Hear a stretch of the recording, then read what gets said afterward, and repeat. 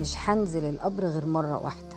ده المدفن اللي المخرج كان فاتحه عشان ينزل فيه فريد شوقي. كان يحب لما ينام يبقى فيه الراديو شغال جنبه. التلفزيون ذاع نبأ وفاته بالخطأ. لا مش درجة الصراصير يعني لا. السلام عليكم ورحمة الله وبركاته. احنا دلوقتي في شارع فريد شوقي، ودي فيلا فريد شوقي. يلا بينا نعرف الحكاية. لما فكرت اني اقدم فيديو عن الفنان الكبير فريد شوقي، لقيت ان احسن حد يتكلم عنه هو بنته الفنانة الجميلة رانيا فريد شوقي. هو عاش في الفيلا من الستينات، انا مش عارفة بالظبط السنة بس هو من اوائل الستينات. لان ما كنتش انا لسه اتولدت يعني. وكان هو متزوج الفنانة الجميلة هدى سلطان، وخلف منها طبعا ناهد ومها. معظم وقته بيقضيه ليه شباك كده مفضل في اوضه النوم، بيطل على الجامع. ده مكان مميز بالنسبه له جدا، وغرفه المكتب تحت لان هي دي اللي كان دايما بيشتغل من خلالها بعد ما يمكن مروحه للمكتب اللي كان في 36 شارع شريف قل ده في الآخر يعني. في شباك هنا تحت وشباك. كان يومه في الفيلا بيصحى الصبح مثلا لو عنده تصوير بيقوم قبل التصوير ب4 ساعات، وينزل بعد كده يروح المكتب اللي تحت يشرب قهوته ويطلع على التصوير لغاية ما يخلص بقى. يجي بالليل سواء بقى هيتعشى يعني ساعات يجي يبقى احنا نمنا، كنا أطفال طبعا في مدرسة، وساعات يجي يبقى احنا صاحيين يقعد يلعب معانا. هو كان أب حنين جدا جدا جدا يعني. هو كان يعني شخص عادي، كان إنسان بسيط جدا، وكان دايما بيقول اللي عملني بعد ربنا الناس، يعني لولا الجمهور ما كنتش بقيت فريد شوقي. فهو فاهم ده ومقدر ده وعارف حب الناس ليه قد ايه، فكان هو كمان بيبادلهم طبعا نفس الحب يعني. كان كل الفنانين اصحابه يعني. انا كنت دايما بشوف التجمعات في البيت، وهم كانوا بيعتبروه الاب الروحي يعني. حتى بعيدا عن الفن اي حد عنده مشكلة شخصية بيلجأ له ان هم يتكلموا فيها، ان هو يحاول يحلها معاهم.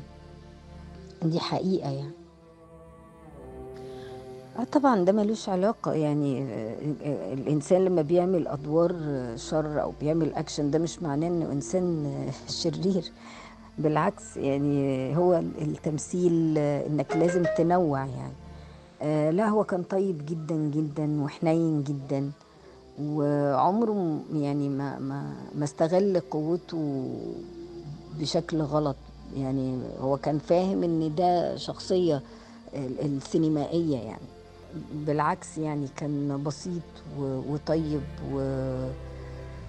وقلبه طفل، ويحب الناس قوي ويحب الخير لغيره، ولو يقدر يساعد حد بيساعد. يحب البيت ويحب الأسرة واخواته وولاد اخواته، وطبعا والدته ووالده انا يمكن ما حضرتش ده. هو كان يحب البيت جدا ويحب عيلته قوي. لا مش درجة الصراصير يعني لا. لا هو كان مش خوف، هو بيقرف يعني. انا شخصيا من الناس اللي بقرف من الفار يعني. والدم ب يعني اكيد اي حد بيوتره، بس هو مش درجة خوف. لكن مثلا كان يحب لما ينام يبقى فيه الراديو شغال جنبه يعني. كان ده من الحاجات اللي هو بيحبها يعني. ولازم يبقى فيه كاسيت جنبه، فيه شريط فاضي، عشان ساعات كده لما بيقلق بتجيله فكرة ما لمشهد أو لعمل فني، فكان بيبقى عايز يسجلها عشان ما ينساهاش. دي حقيقة، هو فعلا موضوع القبر ده قال فعلا كده، قال لا ابنوه ديكور. وقالها برضو الأستاذ عمر عبد العزيز في فيلم لفقيد الرحمة، وكان المفروض طالع دور حنوتي. قال له لا، مش هنزل ابني، انا مش هنزل القبر غير مرة واحدة، اللي هي يعني الخاتمة. احنا دلوقتي بقى فين؟ احنا في المكان اللي اتصور فيه فيلم للفقيد الرحمة للفنان الكبير فريد شوقي. ومن حسن الحظ ان انا من كام يوم كنت بكلم بنته الفنانة الجميلة رانيا فريد شوقي، وقالت لي ان هو رفض ان هو ينزل القبر. المخرج طلب منه ان هو ينزل القبر عشان التصوير، وفريد شوقي خاف ان هو ينزل. عايز اقول لكم بقى ان الفيلم ده اتصور هنا، وبالتحديد بقى ده المدفن اللي المخرج كان فاتحه عشان ينزل فيه فريد شوقي. وطبعا المدفن ده كان فاضي، كان معمول مخصوص عشان خاطر الفيلم، بس فريد شوقي رفض ان هو ينزل، واضطر المخرج ان هو يبني مدفن تاني ديكور عشان يكملوا تصوير الفيلم. عم ابراهيم، ممكن تحكي لنا الحكايه؟ هم كانوا بيدوروا على مقبرة لسه جديدة ما حدش اتدفن فيها أو نزل فيها، على أساس كانوا بيصوروا فيلم للفقيد الرحمة، وكان هينزل فيها الفنان الكبير فريد شوقي، وكانت دي معمولة ولسه مفتوحة. كانت لسه جديده فاضيه خالص ما فيهاش حد. ما فيهاش حد.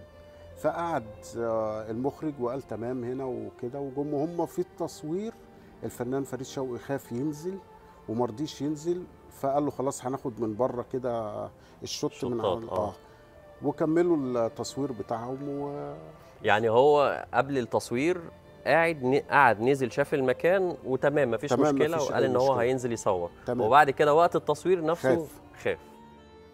تصوروا هنا، كانوا قاعدين على كنب هنا كده وخافوا شوت هنا، وبعد كده جريوا على بره. حضرتك بتقولي الكنب كان هنا؟ كل الشباك دوت، والشباك ده كان فيه كنبه هنا وكنبه هنا ده طلع في الفيلم؟ في الفيلم والشباك اللي كان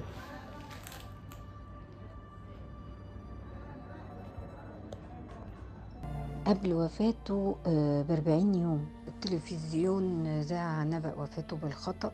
الحمد لله من رحمة ربنا علينا ان انا كنت بايتة يوميها معاه، والحمد لله ان انا كنت بايتة معاه وانا وعبير اختي، فالحمد لله كنت شايفاه قدام عيني. يعني هي ناهد ساعتها اختي ومنى، هم يعني جم جري وخدوا الخضة، ومها طبعا وعماتي طبعا. يعني كان الموضوع صعب.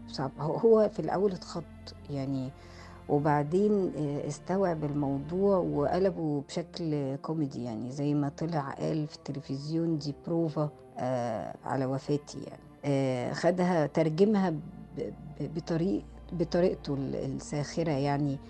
وانا بشوف ان يمكن ربنا اراد يوري له على حياة عينه حب الناس ليه، يعني اكيد دي حكمة من عند ربنا.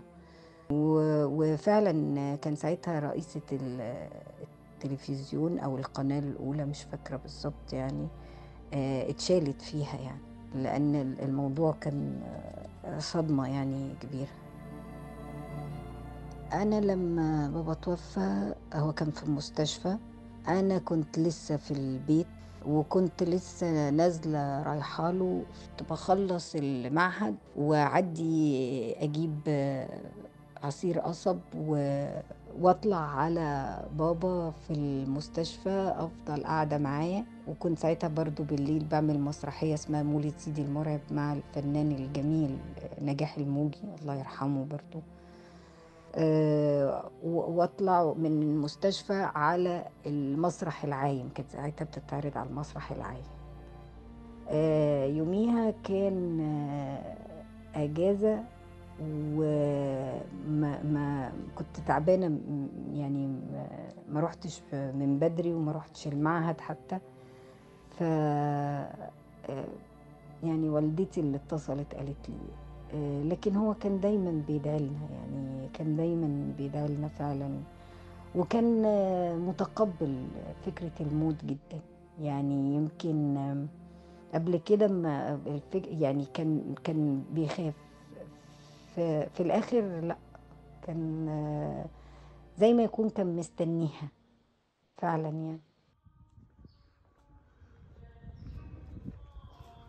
فريد شوقي ياما أسعدنا، عشان كده ياريت تدعوله بالرحمة والمغفرة. أشوفكم إن شاء الله في حلقة جديدة، والسلام عليكم ورحمة الله وبركاته. السلام عليكم ورحمة الله وبركاته.